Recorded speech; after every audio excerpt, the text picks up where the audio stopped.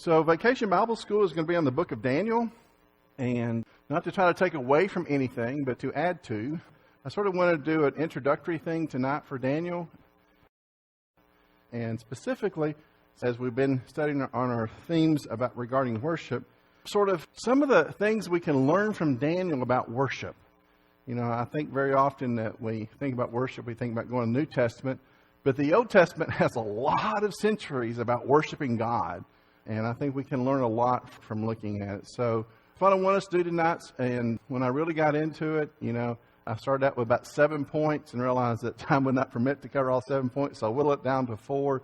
So hopefully we'll be able to work through it tonight. But we're going to sort of go ahead and play one of the Bible Project videos that gives a really good overview of Daniel. If you've not been using this as a Bible study tool, if you just get on YouTube and Google Bible Project, they have a synopsis of almost every book in the Bible.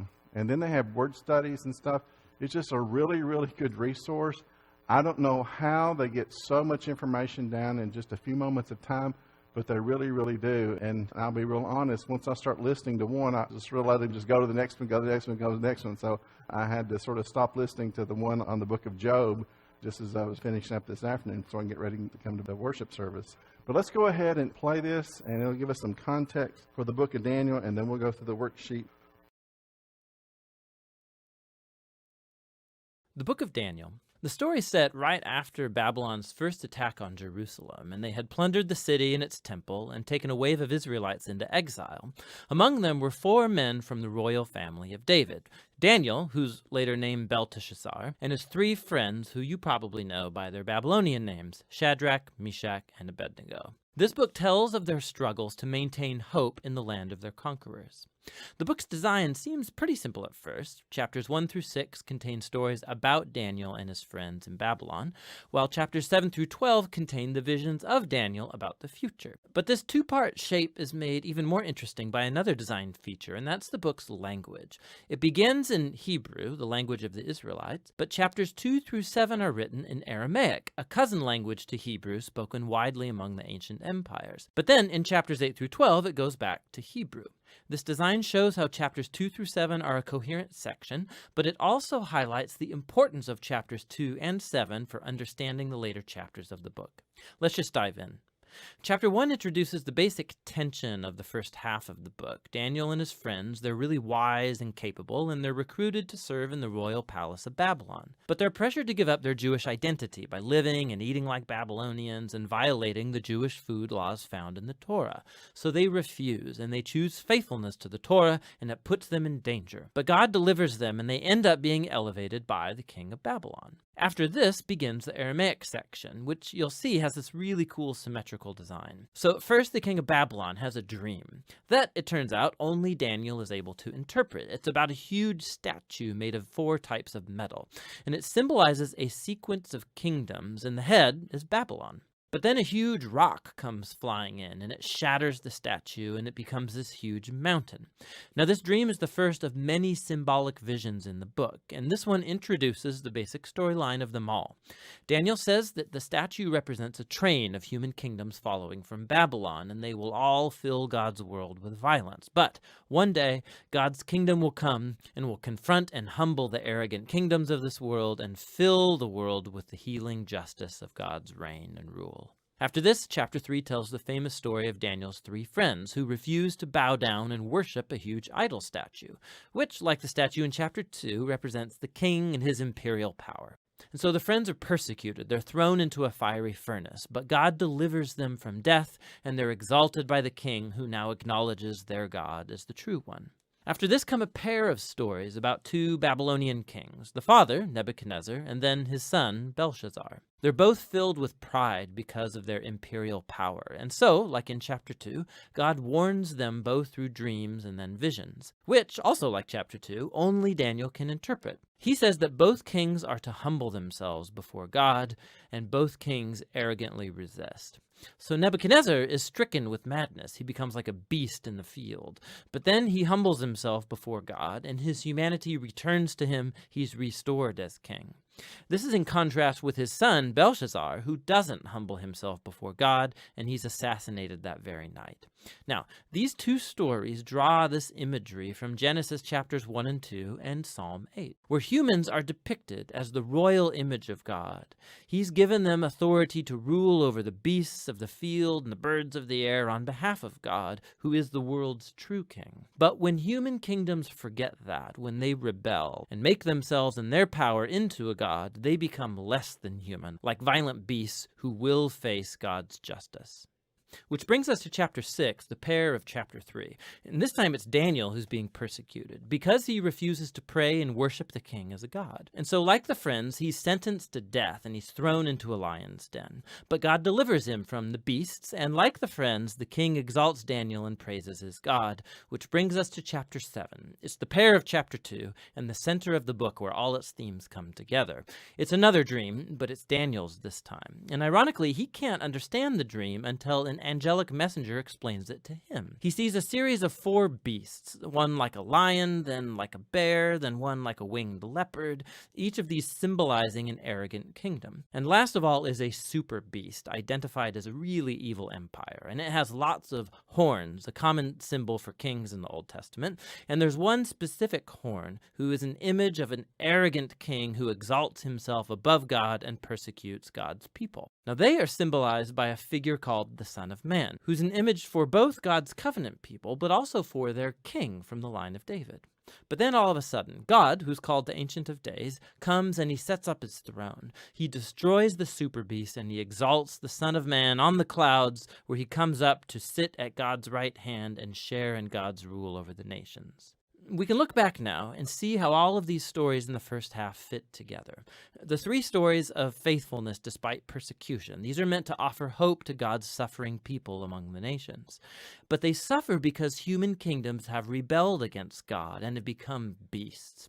And so these visions encourage patience, that God's people are to wait for him to bring his kingdom and rule over our world and vindicate his suffering people. But it raises the question about when God is going to do that, and that's what these final 3 visions set out to explore. In chapter 8, Daniel has another vision about the final 2 beasts of chapter 7, but this time they're symbolized by a ram, who we're told is the image of the empire of the Medes and Persians, and then by a goat, who's an image of ancient Greece. And out of the goat come a whole bunch of horns, one of which symbolizes the evil king from chapter 7. And we're told more about him, that he will attack Jerusalem and exalt himself above God and defile the temple with idols. However, in the end, he will be destroyed by God, who will exalt his people and his kingdom. Now, by chapter 9, Daniel is very puzzled, especially as to when all of this is going to take place. And so he consults the scroll of the prophet Jeremiah, where God said that Israel's exile would only last 70 years. So for Daniel, the 70 years is almost up. And so he asks God to fulfill his promise soon. But an angel comes and informs him that Israel's sin and rebellion has continued. And so their time of exile and oppression will continue on 7 times longer than Jeremiah envisioned. Daniel is deeply disturbed by this, and he has one final vision. We're shown the same sequence of kingdoms. It's Persia, then Greece, and Alexander the Great, followed by lesser kings, all leading up to this final king of the north, who will invade Jerusalem, set up idols in the temple, and exalt himself above God. But then, all of a sudden, this king comes to ruin. Now, there's been endless debate about what all of these visions refer to. Many see a clear connection to the exploits of the Syrian king Antiochus in the 160s BC. He killed many faithful Jews in Jerusalem and set up idols in the temple. Others think it points forward to the Roman Empire's role in the execution of Jesus and the destruction of Jerusalem and the temple in AD 70. And still others think it will be fulfilled in future events that have yet to happen when Jesus will return. Now the problem is that the symbols and the numbers, they don't quite match any of these views perfectly. But it opens up the possibility that in a sense they are all right. The book of Daniel has been designed to offer hope to all future generations of God's people. It did so in the days of Antiochus' empire, and it has ever since. This is why Jesus could use imagery from Daniel to describe and confront the oppressive leaders he confronted in Jerusalem. This is why John, the visionary who wrote the Revelation, could adapt Daniel's visions and apply them to Rome of his day and also all future oppressive empires. And so the point of Daniel is that all generations of readers can find here a pattern and a promise. It's a pattern that human beings and their kingdoms become violent beasts when they glorify their own power, when they redefine right and wrong, and don't acknowledge God as their true king. But Daniel also holds out a promise that one day God will confront the beast. He will rescue his world and his people by bringing his kingdom over all nations. And so for every generation, this book speaks a message of hope that should motivate faithfulness. And that's what the book of Daniel is all about. So, what do you think the name Daniel means? That wasn't brought out in the thing, but I think it's sort of an interesting thing. Typically in the Old Testament, when you say an EL ending, that's from the root Elohim, which is God. So it's something about God. Like Samuel, they would say something like Shemuel, EL ending, his name is God, is what his name literally means. So the EL endings are very important. So EL has something about God. So any guess? Actually, the name Daniel literally means God is my judge. So that's what the name Daniel literally means, is God is my judge. So we choose names because they sound good or they got the right number of syllables or something like that. Maybe it's a family name, but they chose names because they wanted to make a statement and stuff. So God is my judge, So it's really important for us to understand that that's something about who Daniel is, and maybe he sort of embodied his name. Because even though he was in a situation in which he was in captivity and he was surrounded by people of power, various different kings and so forth, he never let them be his judge. He always made God his judge. So this is sort of important maybe as we consider some of the worship themes from Daniel, is that when we think about who should judge our worship, who is it? God. And ultimately, that's who we should be worshiping to please. That's who we should be worshiping to help us be transformed beings. And so God is the judge of our worship. And I think that we need to maybe even step back sometimes when we want to judge worship. That was good or that was bad, to think, okay, wait a minute, that's not my place. That's God's place. Let God be God. So in chapter 2, I put a few different verses there that may be helpful. But Daniel is given the ability to interpret a vision. The king was so distraught that none of his wise people could interpret his vision. He was ready to have them all executed. That's how distraught he was. And so then God gives Daniel, not that the king wanted just for them to interpret, but the king wanted them to tell him what the dream was and then interpret it. So the king was withholding the dream. He didn't want some, charlatan to come in and say, oh, this means that, this means that. He said, you tell me the dream, then you tell me what the dream means. And so God gave Daniel the ability to know the dream, okay, and interpret the dream. And so he thanks and praises God for this ability in verse 23. He thanks God and praises God for the ability to interpret the dream. Daniel tells the king that God is in heaven, that God in heaven eventually will set up a kingdom that will never be destroyed and consume all kingdoms. He talks about the tower that was made of different metals and stuff like that, and eventually that tower is destroyed, creates a mountain. And then he talks about this kingdom that is diverse, spread throughout the world, and this kingdom consumes the world. In fact, it's a kingdom that goes around the world. So we believe, as New Testament Christians, that is what the church becomes. It becomes this kingdom that crosses boundaries. It becomes this kingdom that unites us all as believers across the world, across DMZ zones and barriers and borders and oceans and stuff like that. It's a universal kingdom that God has called us into, and it goes beyond the world. So the church becomes this kingdom. Now, what Daniel does is very interesting. He gives God credit for everything that happens. He doesn't take any credit for himself. And he praises God and points to God constantly in his referencing to the vision before the king. In chapter 2, verse 28, Daniel says, there is a God in heaven who reveals secrets. And he has made known to King Nebuchadnezzar what will be in the latter days. Your dream and your visions on your head upon your bed were these. And so he says, it's God who does this. As for you, O king, thoughts come to your mind while you're on your bed about what would come to pass after this. And he who reveals secrets has made known to you what will be. And he goes on and interprets this dream. And he talks in verse 44 about what we talked about just a moment ago. The days of the kings of God of heaven will set up a kingdom which shall never be destroyed. The kingdom shall not be left to other people. It shall break into pieces and consume all these kingdoms, and it shall stand forever. And so what really happens from this, it turns non-believers to God. So as John made the point this morning's lessons, our worship has an evangelical aspect to it. It can bring non-believers to the point of believers. And I think this is a really important thing, that what we do matters to the lost world. Not only as we celebrate who God is, as Daniel did, with praise and thank God as we come together to worship, but also the fact that what we're doing is noticed.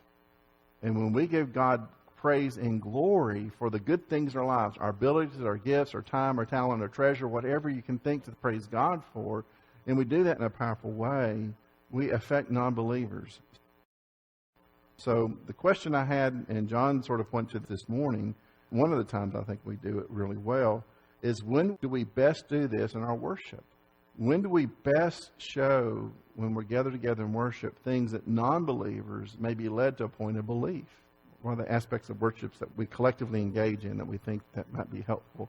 Singing, I think that was a point that John made this morning, is that when we sing, it moves people. And people can be moved by people singing about God and singing collectively in the presence of God. So I think this is one of the other times. I think prayer is a powerful thing. I don't know how many years ago we began our card ministry, but it matters to people, those cards do. Tammy has a friend, and we sent her family a card, and she's had surgery recently, and so Tammy took some food over to her the other night, and her husband had read every name on that card and was asking about people who he knows go to church here and stuff like that. So it was meant to encourage her, but yet her husband's also intrigued by this, you know. Carolyn Valerio, one of the psychologists, does some work for us. Her daughter, we've been praying for Cassie, her daughter. She has non-Hodgkin's lymphoma. And they got the card in the mail, and she had to call work and thank Rosalind for the card that we sent at the church. And she said that was the sweetest thing that had been ever done for them and stuff, you know, just to see that many people praying. So I think that those kind of things matter to people. And I think even as we reach other, even whether they're believers or non-believers, I think it matters to them to see that. Can you think of other elements or times in worship that may make non-believers really sort of pause and stop and think? Yeah, hopefully the sermon has something in it to edify and build up, you know, and cause non-believers to think, you know, right?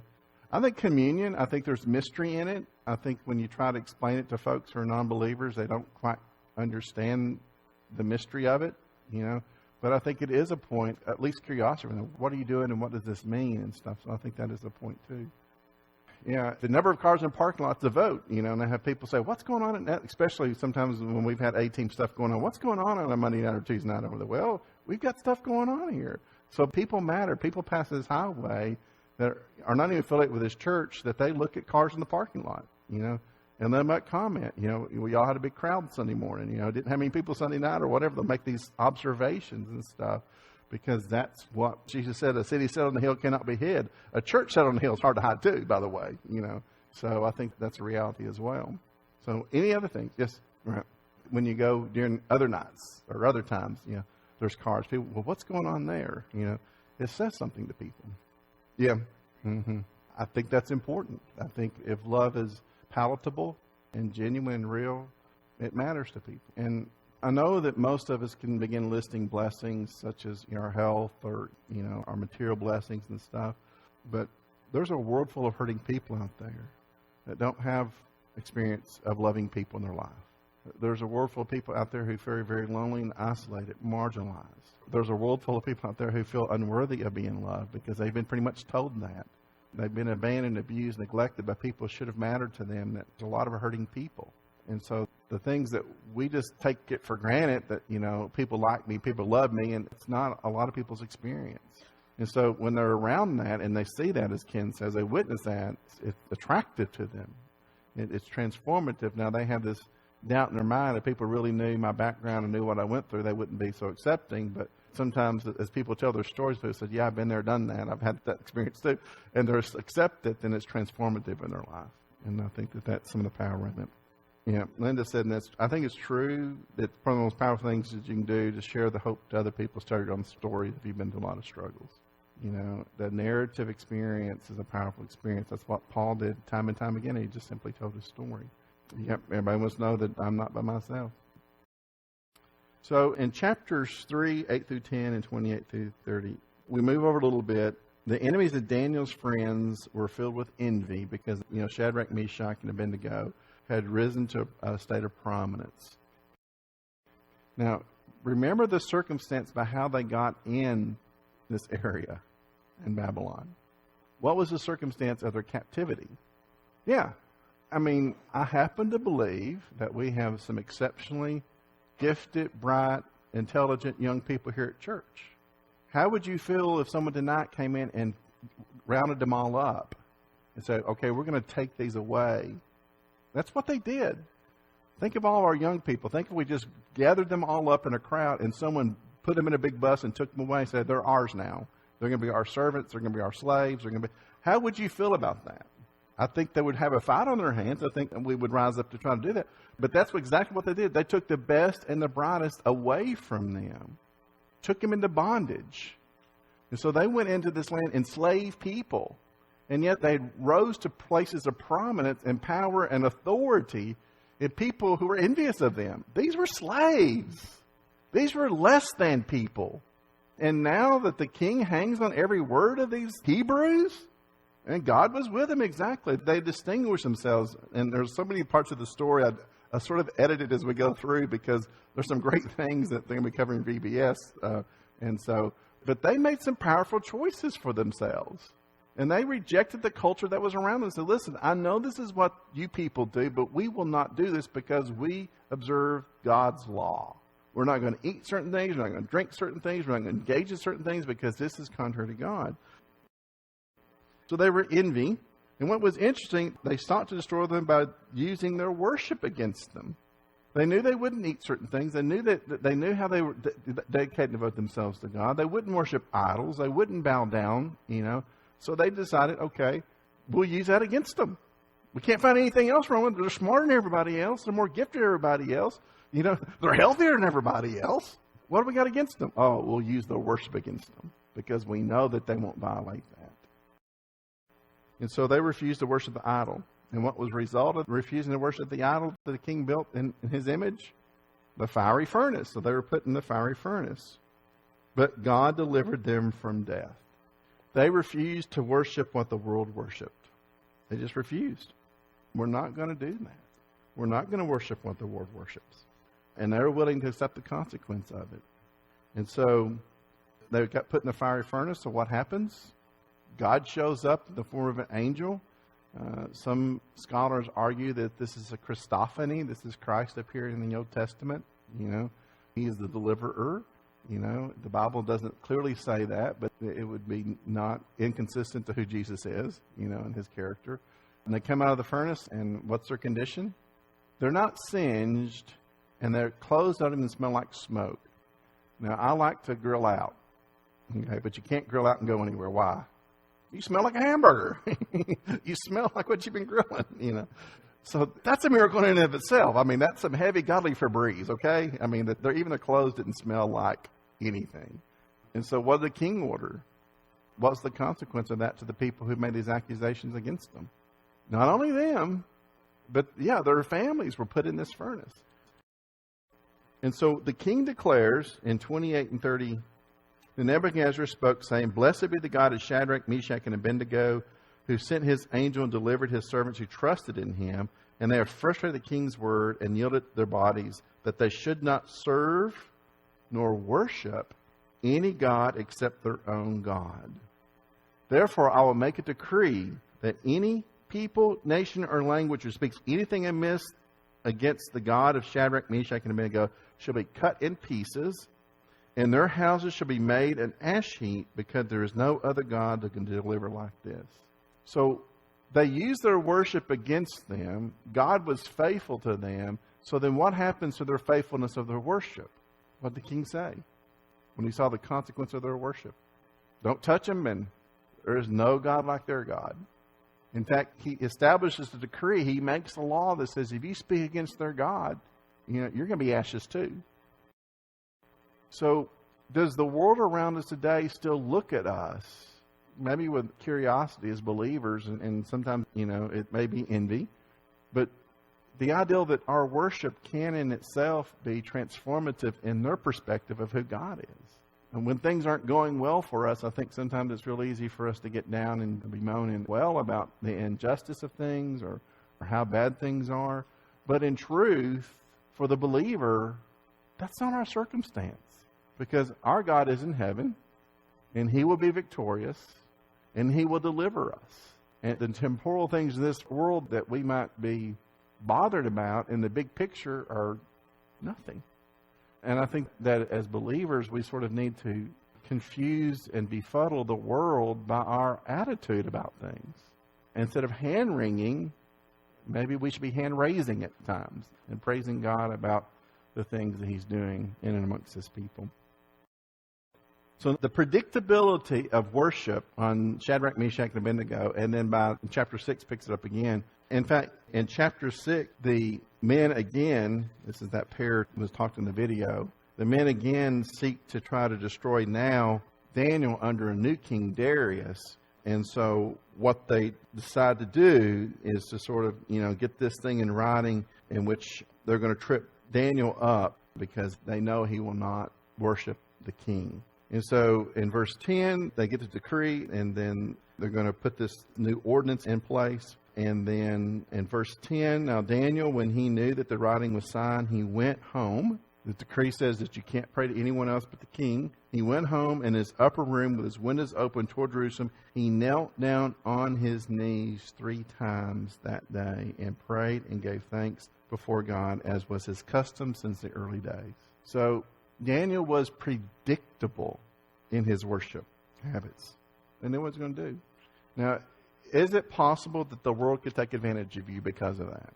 When I was working on the lesson, I couldn't help but think of Sister Tammy Melton's parents, George and Betty Melton, a year or so ago, that George and Betty had went to church, and everybody in the community knew where they were going to be and when church met, right? And so every time the door's open, unless there's illness or something bad happening, they're going to be at church. And so while they were at church, a thief broke in and stole from them. Their predictability to God was something other people could count on. And Daniel's enemies were the same way. His steadfastness to God, his predictability about where he was going to be at the right time of the day, every day, as he had been since those early days in there. And we know now for over 70 years he was in captivity. We don't ever have a recording of him getting to enjoy freedom, but he remains faithful to God. And so I guess one of the habits of worship we see in Daniel is just being predictable. And his enemies take advantage of this and try to use it against them. So I guess as we're bringing this to a close, we sort of ask the question, how predictable are we? If the people who know us, could they take advantage of the fact of us? Because they say, okay, well, it's 6 o'clock Sunday night. We know where they're going to be. Okay. Could we be that predictable to people? And I guess the extension of that is, should we be that predictable people? And if it's for worshiping God, I think the answer is yes. I think definitely the answer is yes. So time's about gone, but there was just a whole lot of content in this. Hopefully it's been helpful. As I told Ross, I just want to sort of lay a foundation tonight for Daniel. There's going to be a lot of great lessons that we'll have in our classes. Brother Charles Robertson will be here next Sunday night, and we're going to be away. I'm really missing that. Charles' lessons, I hope it'll be recorded so I can listen to it when we get back. And then Matt Collins will be here the second night, and then Matt Suggs will be here the last night. So, and then the last Sunday this month is Fellowship Sunday. It's a fifth Sunday, so we'll have fellowship that day and double up offering and everything. So July's a great, great month for us here at Netherlands. If you're here tonight and we can help you, we can pray with you, we can pray for you. And we hit milestones here at church, and some of the milestones that are evident that you see. Sometimes maybe it's number of attendance and stuff. But when I first came to Netherlands many years ago, there was not a record book of baptisms. Maybe there had been one, but it wasn't available to me and stuff. And I was always accustomed when someone was baptized, they were given a certificate acknowledging their baptism and stuff. So we bought some certificate books, and they have it's like a little receipt in it, so you keep up with it. And I don't know how many books we've had over the years. I know there are many up there in the desk drawer, the ones we filled. And the other day we had to order a new book. And it made me feel really, really good, because I didn't feel like it'd been that long ago that we'd ordered a book and stuff. And so we got to order a new book the other day because we ran out of baptism certificates. And so we had to order one, so I filled out the ones that we just had just the other day. So God is moving in a very special way here at Netherland, and I think that there are those folks who, you know you're going to do it. You just don't know when. And so we always like to give you an opportunity for a win, So now is a win moment for you. And now would be a time for you to confess as your Savior, be buried in baptism. Perhaps there's something struggling in your life, Maybe your worship just got unpredictable. Maybe the world around you didn't realize your steadfastness, as we saw with Daniel and Shadrach and Meshach and Abed-nego.